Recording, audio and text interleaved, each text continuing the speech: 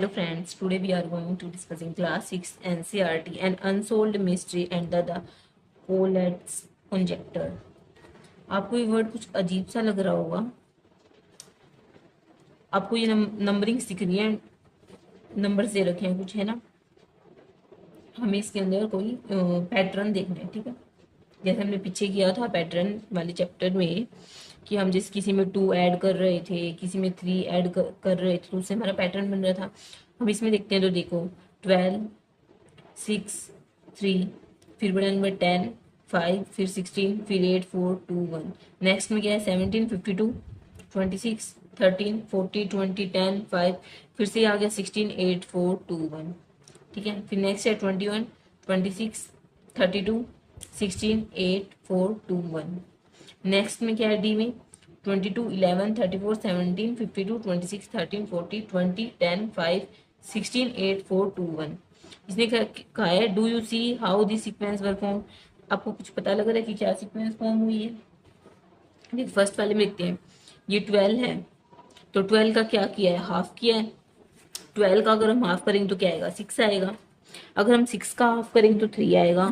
फिर उन्होंने क्या किया, यहाँ पर 3 आ गया, फिर इधर इन्होंने 10 ले लिया, तो इन्होंने क्या किया, हम कह सकते हैं 3 इंटू 3 9 एंड 1 प्लस कर दिया 10, फिर 10 का फिर हाफ कर दिया 5, फिर 5 इंटू 3 15, फिर उसमें 1 प्लस कर दिया 16 आ गया। ऐसे 8 4 2 1, और लास्ट में क्या आ रहा है 8 4 2 1 8 4 2 1, याद है 16 है तो 16, एंड इधर 8 4 1 2 एंड इधर भी ये लास्ट में जो नंबरिंग है क्या खत्म कर रहे हैं, लास्ट में 2 1 पे ले जाके खत्म कर रहे हैं।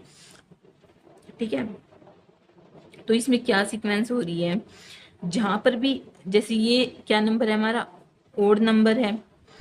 जैसे कि यहाँ पर इवन नंबर है 12, तो उसका क्या कर दिया हाफ, 12 का हाफ कर दिया 6, 6 का हाफ कर दिया 3, 6 का हाफ कर दिया 3, फिर 3 को इन्होंने क्या किया 3 से मल्टीप्लाई कर दिया, और 1 जहां पर इवन नंबर है ना वहां पर तो इन्होंने क्या कर दिया हाफ कर दिया उस नंबर का, और जहां पर भी ओड नंबर आ जाता है वहां पर क्या कर रहे हैं, जैसे कि 3 है तो 3 को क्या कर दिया 3 से मल्टीप्लाई कर दिया, उसमें 1 ऐड कर दिया, तो 9 + 1 10, 9 + 1 10 आ जाएगा ना, तो उसको फिर से ओड बना दिया, इवन बना दिया ओड नंबर को।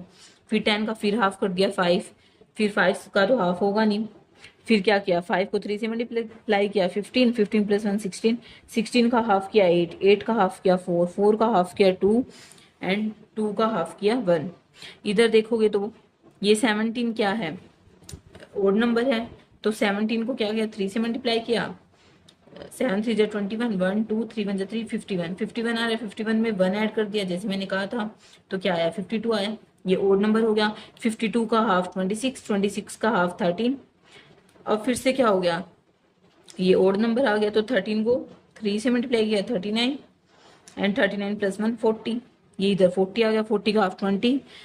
जैसे इधर ओड नंबर आ रहा है तो क्या कर रहे हैं 3 से मल्टीप्लाई करके 1 ऐड कर रहे हैं उसके अंदर, तो 40 आ गया, 40 का हाफ 20, 20 का हाफ 10, फिर 10 का हाफ 5, फिर 5 को फिर से 3 से मल्टीप्लाई करके 1 प्लस कर दिया, 5 3 15, 15 + 1 16, फिर 16 का हाफ, 8 का हाफ 4, 4 का हाफ 2, फिर ऐसे ही हाफ करते जा रहे हैं।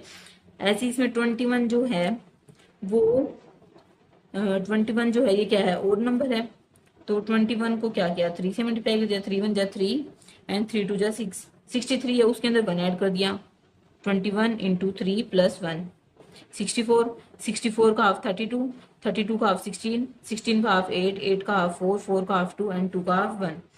नेक्स्ट है 22, 22 क्या है इवन नंबर है।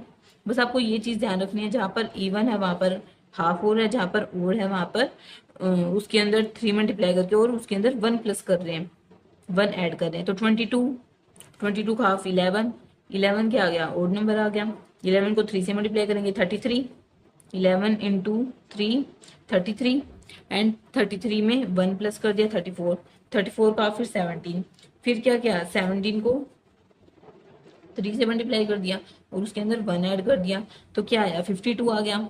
फिर 52 का हाफ 26, 26 का हाफ 13, अब फिर से क्या आ गया, वही जो सीक्वेंस इधर चल रही थी वही सारी सीक्वेंस इधर आ गई। 26 का हाफ 13, 13 × 3 39 प्लस 1 40, फिर 40 का हाफ 20, 20 का हाफ 10, 10 का हाफ 5, फिर 5 को 3 से मल्टीप्लाई कर दिया, 5 इंटू 3 प्लस 1 वो 16 आ जाएगा, फिर 8, फिर हाफ 4, फिर 2, फिर 1, ये ऐसे करके हाफ हाफ हो रहा है। ठीक है, नेक्स्ट है सिंपल एस्टिमेशन। सिंपल एस्टिमेशन क्या होता है, जैसे कि हम एस्टिमेट करते हैं।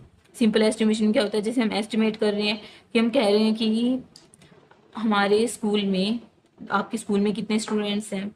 कई के स्कूल में होंगे 5000, जिसमें ज़्यादा स्ट्रेंथ होगी, जो ज़्यादा स्कूल हाई फाई होगा तो उसमें बहुत ज़्यादा बच्चे मिलेंगे। किसी में होंगे 5000, किसी में होंगे 3000, किसी में होंगे 200, किसी में 300, ऐसे बच्चे मिलेंगे। जैसे कि हम एक एग्जाम्पल लेते हैं, हम कहते हैं कि आपकी क्लास में कितने बच्चे होंगे, तो वो तो आपको पता ही होगा कि होंगे 40-50 होंगे बच्चे। ठीक है, कई स्कूल में 40 होते हैं तो कईयों में 30 होते हैं और कईयों में 50 भी होते हैं, वो स्ट्रेंथ के अकॉर्डिंग होते हैं।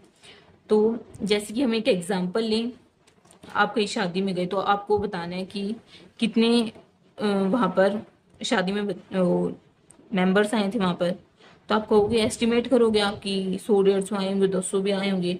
कई जो ज़्यादा बड़ी वेडिंग होती है, जैसे कि कोई ज़्यादा जहाँ पर ज़्यादा उनको बुलाते हैं लोगों को, तो वहाँ पर कितने होंगे, 1000 भी हो सकते हैं, 2000 भी हो सकते हैं, है ना। और आप कहीं पार्टी वगैरह में जा रहे हो तो वहां पर भी आप आप एस्टिमेट ही करोगे, करेक्ट तो नहीं बता सकते। ऐसे इसमें कहा है प्रोमिटा क्लास सेक्शन हैज 32 स्टूडेंट। प्रोमिटा की क्लास में कितने स्टूडेंट्स हैं, 32 स्टूडेंट्स हैं, है ना। एंड उसकी क्लास में 32 चिल्ड्रन हैं, एंड 32 चिल्ड्रन है तो उसकी सेक्शन कितने हैं, 2 सेक्शन है। सेक्शन कितने हैं, 2 हैं, और उसमें कितने 2 सेक्शन ऑफ पर क्लास है 29 और 35 बच्चे हैं। तो वो क्या करेगी, वो ऐड कर लेगी। हम एस्टिमेट करते तो हम क्या करते हैं कि एक क्लास में 30 हैं तो दूसरे में भी 30 होंगे, पर इन्होंने तो इसमें नंबर्स दे रखे हैं 29 प्लस 35 4, 3 प्लस 2 6 प्लस 74 बच्चे जो हैं एक क्लास में हैं, मतलब एक पूरे क्लास में 2 सेक्शन है ना, तो 2 सेक्शन में कितने हुए, 74 बच्चे हुए। So he estimate the number of children in her class to be about 100। जैसे कि कोई यूँ एस्टिमेट करता है कि हमारी क्लास में 50 है तो दूसरी क्लास में भी 50 होंगे, तो वो 100 एस्टिमेट कर देगा। पर इसमें नंबरिंग दे रखी है तो हम क्या करेंगे, 74 हम करेक्ट। वो तो आपके जो स्कूल के प्रिंसिपल और जो और टीचर्स हैं उनको पता होगा करेक्ट स्कूल में कितने बच्चे हैं। ऐसे इसमें है along with class her school also have classes 7 to 10।